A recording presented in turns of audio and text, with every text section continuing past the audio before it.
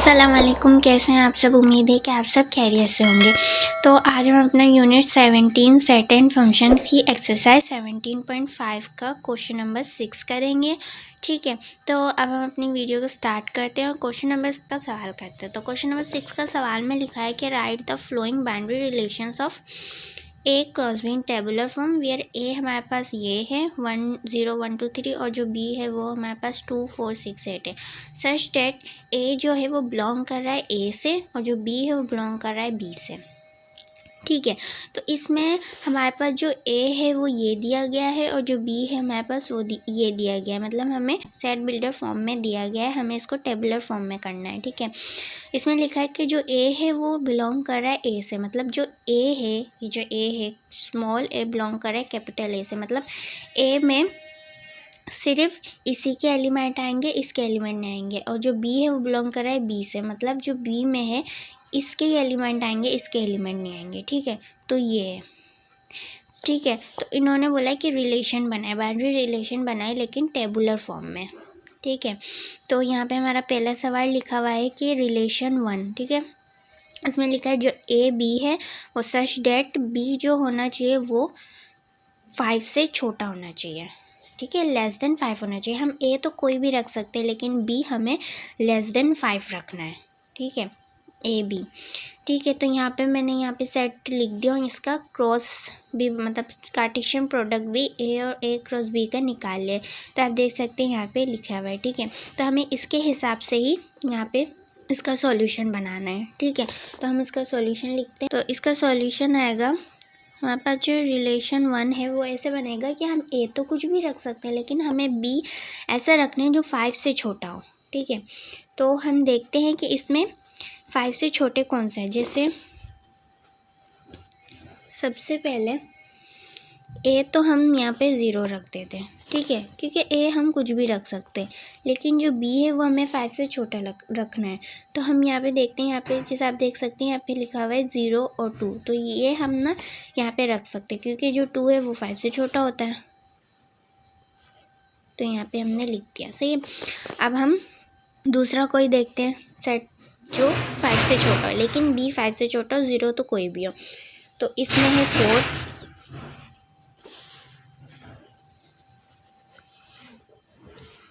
ठीक है, और दूसरा 6 तो हम ले नहीं सकते क्योंकि 5 से छोटा चाहिए, ये भी नहीं। ये ले सकते हैं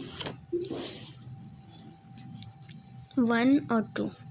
ठीक है, और हम ले सकते हैं 1 4 और यहाँ पे हम ले सकते हैं 2 2 2 4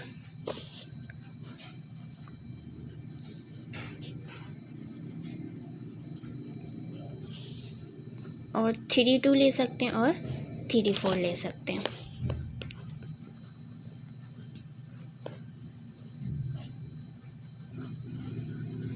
सही है, तो ये हमने बना लिया रिलेशन 1। क्योंकि इन्होंने जो कंडीशन दी थी कि जो ए बी है वो सच डेट जो बी होना, ए तो हम कोई भी रख सकते लेकिन जो बी होना चाहिए वो 5 से छोटा होना चाहिए। ठीक है ना, तो हमने ऐसे ही लिखा है। जो हमने ए तो हमने कोई भी रख लिया। ठीक है, कोई भी रख लिया लेकिन जो हमारे पास बी है वो हमने 5 से छोटा रखा है। अब हमारे पास रिलेशन 2 हमें कैसे बनाना है कि जो ए और बी को जब हम प्लस करें तो हमारे पास 9 आंसर है। वो कैसे मैं आपको करके बताती हूँ। सॉल्यूशन, ठीक है, यहाँ पे हम लिखते हैं रिलेशन 2। तो रिलेशन 2 में हमें बोला है कि ए बी ऐसा रखें कि उसको प्लस करें तो हमारे पास 9 आ जाए। तो इसमें से आप देख सकते हैं, इसमें से ये देखिए यहाँ पे लिखा है 1 8। जब हम 8 और 1 को प्लस करेंगे तो हमारे पास क्या आएगा 9। तो यहाँ पे लिखते हैं हम 1 और 8।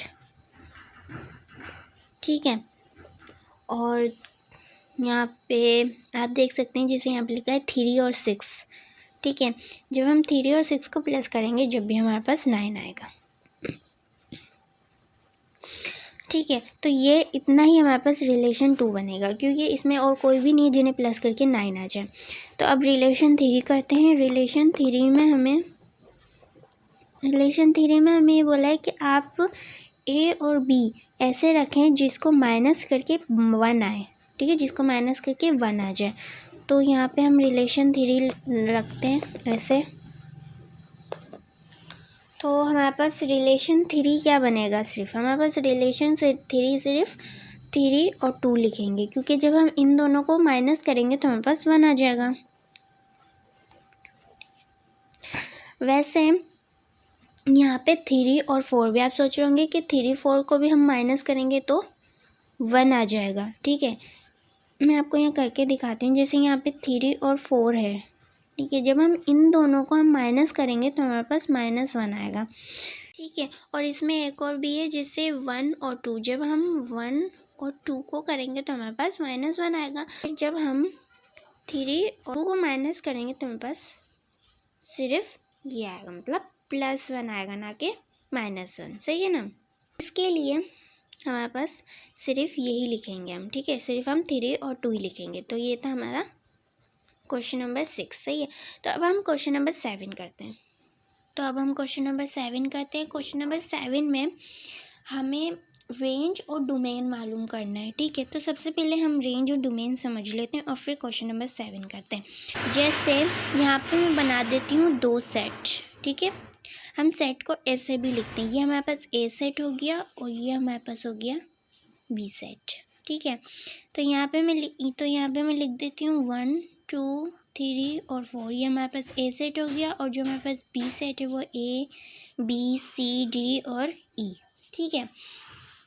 अब जैसे ही हमारे पास जो ए सेट है उसको हम कहते हैं डोमेन, ठीक है। और जो हमारे पास बी सेट है उसको हम कहते हैं कोडोमेन,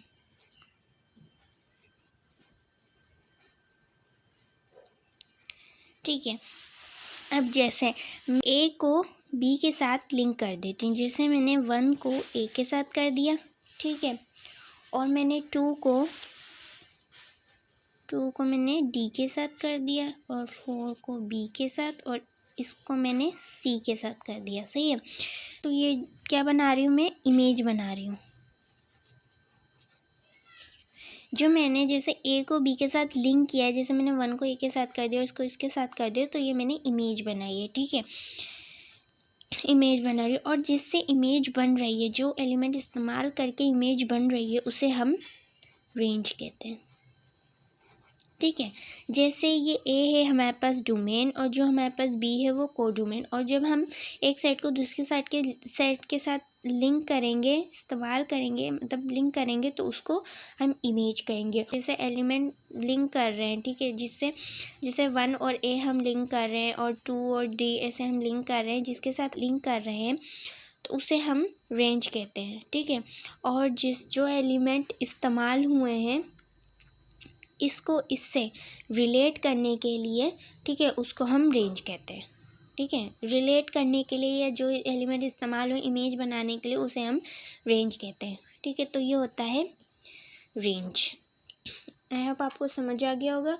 तो हम सवाल करने से पहले, क्वेश्चन नंबर 7 करने से पहले हम फंक्शन भी समझ लेते हैं। तो फंक्शन जैसे एफ जो हमारे पास है वो ए टू बी है, ठीक है, ए टू बी है। तो फंक्शन क्या होता है, जैसे ये हमारे पास एक सेट है और ये हमारे पास दूसरा सेट है, मतलब ए हमारे पास ये और बी हमारे पास ये। तो ए में हमारे पास आ रहा है 1 2 3 और 4 और बी में हमारे पास आ रहा है ए बी सी डी और ई, ठीक है। अब जैसे जो 1 है वो ए के साथ भी बना रहा है रिलेशन और जो 1 है वो बी के साथ भी बना रहा है, ठीक है। और जो 2 है वो सी के साथ बना रहा है, ठीक है, ठीक है। और जो 3 है वो डी के साथ और जो 4 है वो ई के साथ, ठीक है। जैसे जो 1 है वो ए और बी के साथ दोनों के साथ इमेज बना रहा है, रिलेट कर रहा है। और जो 2 है वो सी के साथ कर रहा है, जो 3 है वो डी के साथ और जो 4 है वो ई के साथ कर रहा है, ठीक है। अब जैसे जब ऐसी कंडीशन होती है तो इसे हम नॉट फंक्शन कहते हैं।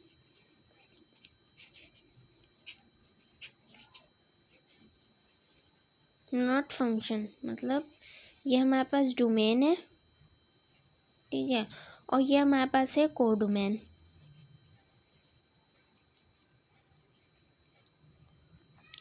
तो ये नॉट फंक्शन कैसे हुआ, जैसे जब डोमेन को डोमेन के साथ, जब ए जैसे ये डोमेन है, डोमेन को डोमेन के साथ दो रिलेशन बनाए तो ये नॉट फंक्शन कहलाता है। ठीक है, तो यहाँ पे मैंने दो सेट बना दिए, जैसे ए बी बना दिए। ए में हमारे पास है 1 2 3 4 और बी के पास है हमारे पास बी सेट में हमारे पास है A B C D E, ठीक है, और ये हमारे पास डोमेन है ए और जो बी है वो हमारे पास को डोमेन है, ठीक है।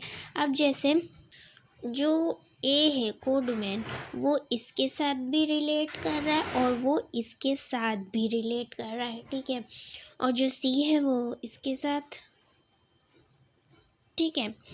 तो ये मैंने बना दिया। अब ये जो ऐसी कंडीशन जो होती है ना वो कहलाएगी फंक्शन। क्यों? जैसे जब को डोमेन के साथ दो रिलेशन बनाए, ठीक है, रिलेट करे तो ये फंक्शन कहलाती है, लेकिन जब डोमेन को डोमेन के साथ दो रिलेशन बनाए तो ये नॉट फंक्शन कहलाएगी, ठीक है। तो ये हो जाएगा फंक्शन,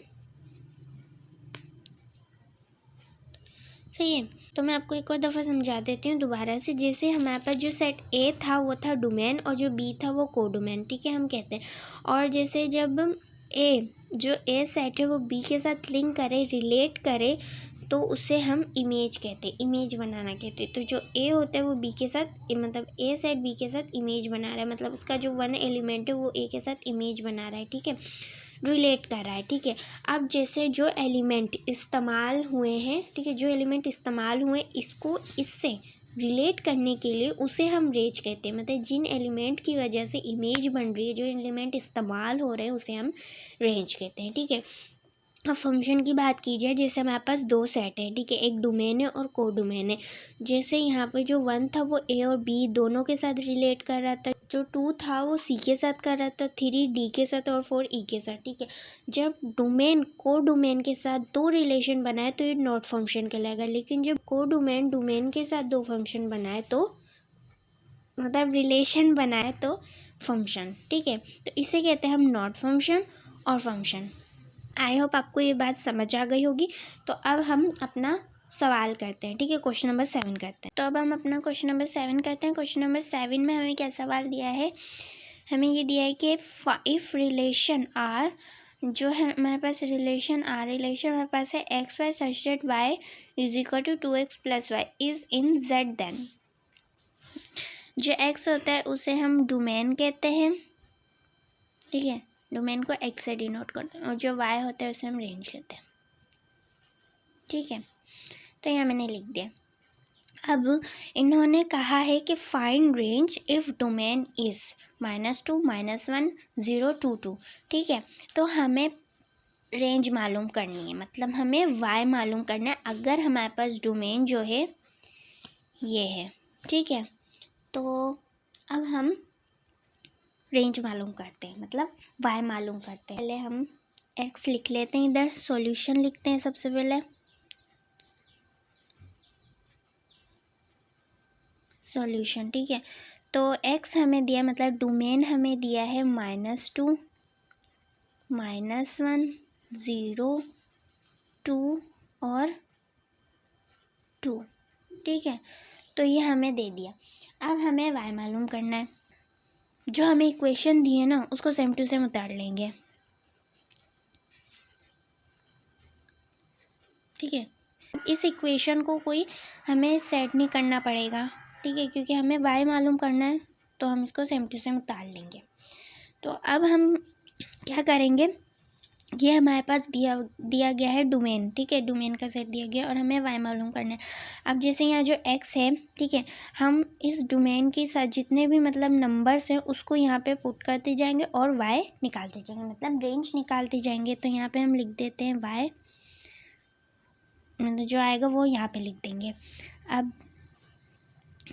2x, ठीक है, हमारे पास x क्या है, हमारे पास x होगा -2। जब -2 को हम 2 के साथ मतलब मल्टीप्लाई करेंगे, जब हम -2 को 2 के साथ मल्टीप्लाई करेंगे तो हमारे पास आ जाएगा -4। तो -4 + 5, तो हमारे पास y आएगा 1, ठीक है। अब इसके बाद -1 को 2 के साथ करेंगे तो हमारे पास -2 आ जाएगा, उसको +5 करेंगे तो तो हमारे पास आ जाएगा 3। जब 0 को 2 के साथ मल्टीप्लाई करेंगे तो हमारे पास आ जाएगा 0 + 5, तो हमारे पास y 5 ही आ जाएगा। ठीक है, तो ये हमारे पास निकल रहे हैं y। अब यहाँ पे हमने 0 कर लिया। अब 2 को 2 के साथ जब हम मल्टीप्लाई करेंगे तो हमारे पास आएगा 4 + 5, तो फिर हमारे पास आ जाएगा। ठीक है, तो यहाँ पे हमने लिख दिया 4 + 5। अच्छा, यहाँ पे आएगा 1। ठीक है, यहाँ पे 2 नहीं आएगा, यहाँ पे 1 आएगा, और यहाँ पे भी हम 1 ही लिखेंगे। ठीक है, तो यहाँ पे जब 1 आएगा तो जब 1 को 2 के साथ मल्टीप्लाई करेंगे तो यहाँ पर 2 आ जाएगा। ठीक है, 2 आ जाएगा, तो यहाँ पे हमारे पास y निकलेगा 7। ठीक है, तो जब हम 2 को 2 के साथ मल्टीप्लाई करेंगे तो यहाँ पे 4 + 5, तो हमारे पास आ जाएगा y 9। तो ये हमने सारा y निकाल लिया। तो यहाँ पे हम लिख देते हैं हमारे पास y आया है, मतलब हमारे पास रेंज आई है। रेंज हमारे पास आई है 1, 3, 5, 7 और 9। ठीक है, तो यहाँ पे हमने निकाल ली रेंज, ये हमने निकाल ली है रेंज। अब हम निकालेंगे डोमेन। तो हम अपना नेक्स्ट सवाल करते हैं। नेक्स्ट सवाल में हमें दिया है कि find domain if range is, तो हमें डोमेन मालूम करना है, मतलब हमें x मालूम करना है। ठीक है, तो अब हम x मालूम करते हैं। यहाँ पे लिखते हैं हम सॉल्यूशन।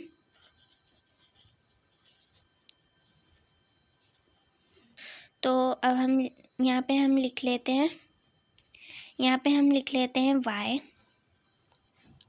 y हमारे पास है 11, 13, 15 और 17। ठीक है, ये हमने y लिख लिया।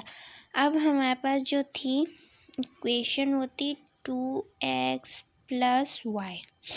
ठीक है, अब हम जब इसको सेट करेंगे, मतलब हमें x मालूम करना है। ठीक है, तो हम इसको उस हिसाब से सेट करेंगे। तो वो कैसे होगा, जैसे जो ये प्लस है +5 यहाँ पे प्लस कर रहा है, वहाँ जाके क्या होगा माइनस, तो y -5, और जो 2 है वो x के साथ मल्टीप्लाई रहा है, इक्वल टू के उधर डिवाइड होगा, तो x। ठीक है, तो हम यह लिख देते हैं x = y -5 / 2। तो अब हम क्या करते हैं, यहाँ पे जो y है, हम जो डोमेन है, नहीं, जो हमारे पास रेंज है, रेंज की जो वैल्यू है वो हम जितने भी नंबर्स हैं वो हम y में पुट करते जाएंगे और हमारे पास x आता जाएगा। ठीक है, तो हम यहाँ पे लिख देते हैं d से, इसको डिनोट कर देते हैं डोमेन, क्योंकि डोमेन मालूम करना है। इसे वहाँ पे हम रेंज लिखते हैं, वहाँ पे मैंने सिर्फ y लिख दिया, तो आप रेंज r लिख दीजिएगा, ये रेंज। ठीक है, तो यहाँ पे y हमारे पास सबसे पहले है 11, तो 11 - 5 और डिवाइडेड बाय 2, तो हमारे पास आ जाएगा आंसर 3। ठीक है, अब दूसरा मालूम करते हैं। तो हमने यहाँ पे लिख दिया 13। ठीक है, तो हमारे पास आ जाएगा 13 - 5 डिवाइडेड बाय 2, हमारे पास आ जाएगा 4। इसके बाद हम 15 पुट कर देते हैं। ठीक है, क्योंकि यहाँ पे आप देख सकते हैं, यहाँ पे है सबसे पहले ही हमने यहाँ 11 लिखा, अब हम लिखेंगे 13, इसके बाद हम लिखेंगे 15, फिर 17। ठीक है, तो यहाँ पे हम लिख देते हैं 15 - 5 डिवाइडेड बाय 2 और = हमारे पास आ जाएगा, मतलब आंसर हमारे पास आ जाएगा 5। ठीक है, इसके बाद हमने 17 रखना था, तो यहाँ 17 - 5 / 2 और हमारे पास आंसर आ जाएगा 6। सही है, तो यहाँ पे हमने निकाल लिया है हमारे पास डोमेन। तो यहाँ पे हम डोमेन लिख देते हैं, डोमेन मतलब x। ठीक है, जिसको x से डिनोट करते हैं, तो हमारे पास यहाँ आएगा 3, 4, 5 और 6। ठीक है, तो ये हमने रेंज भी निकाल ली और हमने डोमेन भी निकाल लिया। तो ये था हमारा क्वेश्चन नंबर 7। ठीक है, तो ये था हमारा क्वेश्चन नंबर 7। ठीक है, तो ये थी आज की हमारी वीडियो। इसमें मैंने आपको क्वेश्चन नंबर 6 और क्वेश्चन नंबर 7 समझा और आपको मैंने रेंज और डोमेन भी बताया कि रेंज और डोमेन क्या होता है, फंक्शन और नॉट फंक्शन के बारे में समझाया। ठीक है, तो अगली वीडियो में मैं इसके और सवाल करवा दूँगी। ठीक है, तो उम्मीद है कि आपको ये सब कुछ बहुत अच्छे तरीके से समझ आया होगा। क्वेश्चन नंबर 7, 6 डोमेन और कोडोमेन और फंक्शन और नॉट फंक्शन। ठीक है, तो अगली जो सवाल होंगे उसमें फंक्शन और नॉट फंक्शन के बारे में है, तो आपको आसानी हो जाएगी करने में, क्योंकि मैंने आपको पहले ही समझा दिया है। ठीक है, तो अगर आपको ये वीडियो पसंद आए तो प्लीज़ लाइक कीजिए और सब्सक्राइब कीजिए। ठीक है, और अपनी दुआ में याद रखिए। अल्लाह हाफिज़।